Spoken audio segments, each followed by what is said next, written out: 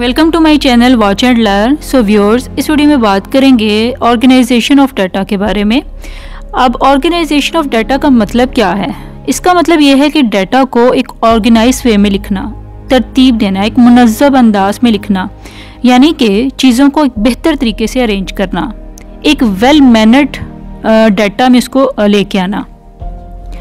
Organisation of data means reformatting of collected data in more understandable form.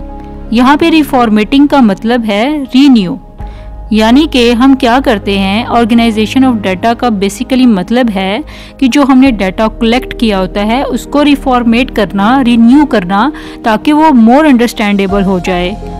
Simple सी बात है कि इसमें facts और फिगर्स का ऐसा अरेंजमेंट हो, यानी डाटा का ऐसा अरेंजमेंट हो जाए, इस फॉर्म में हो जाए कि वो उसका कंपैरिजन जो है वो इजी हो जाए और वो डाटा मोर अंडरस्टैंडेबल फॉर्म में आ जाए। अब स्टैटिस्टिक्स में बेसिकली यही होता है कि फैक्ट्स एंड फिगर्स को हम स्टडी करते हैं, उसके कंसेप्ट को ही देखते हैं। सो ऑर्गेनाइजेशन ऑफ डाटा क्या है? डाटा को तरतीब देना, यानी डाटा को एक वेल मैनर्ड वे से डिस्क्राइब किया जाए जो कि बहुत ही अंडरस्टैंडेबल फॉर्म में हो, ताकि हम उस डाटा से कुछ ना कुछ कंक्लूजन निकाल सकें और हम फ्यूचर फॉरकास्टिंग कर सकें। मतलब नेक्स्ट वो डाटा हमारे लिए अंडरस्टैंडेबल हो ताकि हम उससे अच्छे नतीजे निकाल सकें।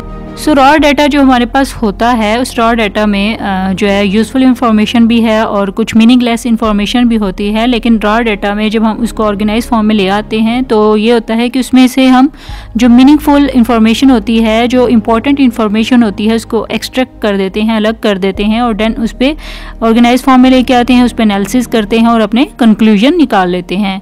आई होप सो आपको ये simple concept about organization of data clear हो गया होगा। For more informative and latest video, kindly subscribe my channel and stay connected with me.